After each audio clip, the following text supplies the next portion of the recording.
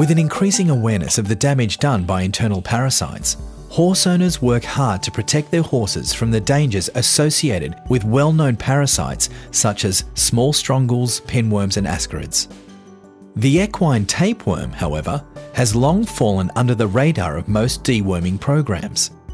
Able to evade detection by traditional fecal flotation tests, the tapeworm's presence has all too often been overlooked by owners, stable managers and veterinarians alike. New research, along with advances in testing, has shed light on the significance of these parasites. As you will see, tapeworms are all too common in horses throughout the country and can be a frequent cause of such serious conditions as spasmodic colic and ileocecal impaction colic. 3 species of equine tapeworm affect the horse. Anaplocephala perfoliata is by far the most prevalent, and therefore it is of the most concern to horse owners. Anaplocephala magna and Paranaplocephala mammillana, however, do occur in Australia. The tapeworm belongs to a class of parasites known as cestodes, unlike ascarids and strongles, which are nematodes.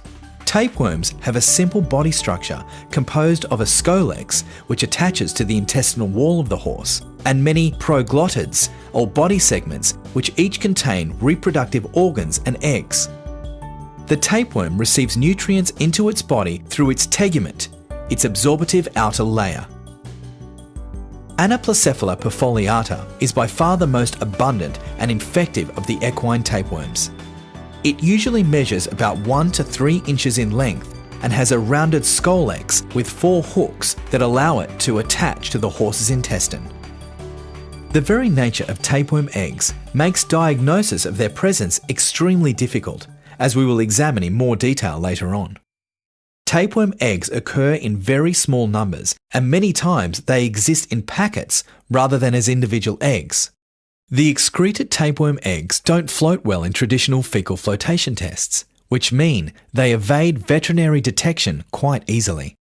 Anaplocephala perfoliata tends to congregate on the surface of a very unique area in the horse, the ileocecal junction. This spot is the common opening between the ileum or small intestine, the colon and the cecum, the pouch that is the beginning of the large intestine and serves as a kind of fermentation vat. In order to get a better understanding of the tapeworm's life cycle and how it affects the horse, let's first take a look at the anatomy of a normal horse. First, we'll take away the skin and skeletal structures and look at the whole intestinal tract.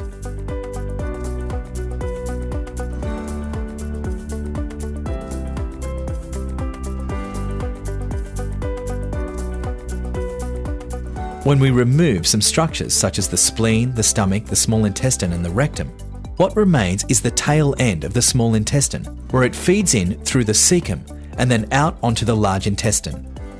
From this view, we see the peristaltic contractions or waves that move digesting food from the small intestine and into the horse's cecum to undergo further digestion. The cecum functions as a fermentation vat, so the horse is able to utilize some complex molecules from their vegetarian diet. This digestia is then moved out into the large intestine to be absorbed.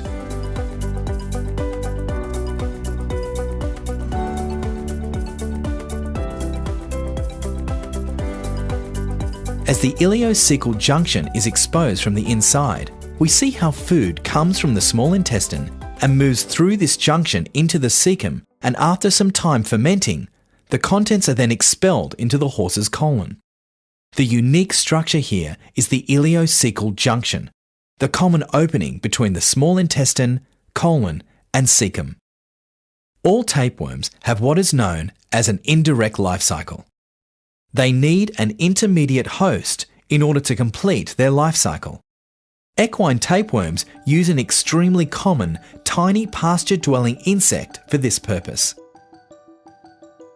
The orbatid mite. These mites are very small, and they're found in virtually all soils all over the world. Let's take a closer look at how this mite helps the tapeworm complete its life cycle, keeping horses infected for long periods of time.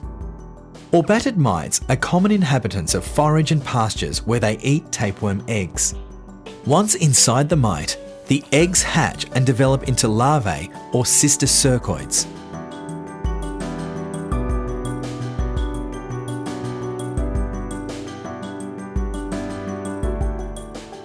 Horses ingest the mites along with the immature tapeworms inside, and they are swallowed down the esophagus and into the stomach.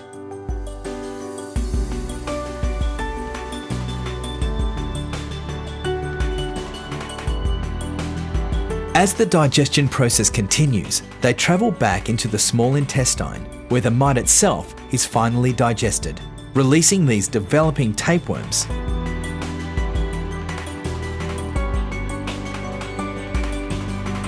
The tiny tapeworms continue their journey along with other digesting materials to the ileocecal junction where they congregate.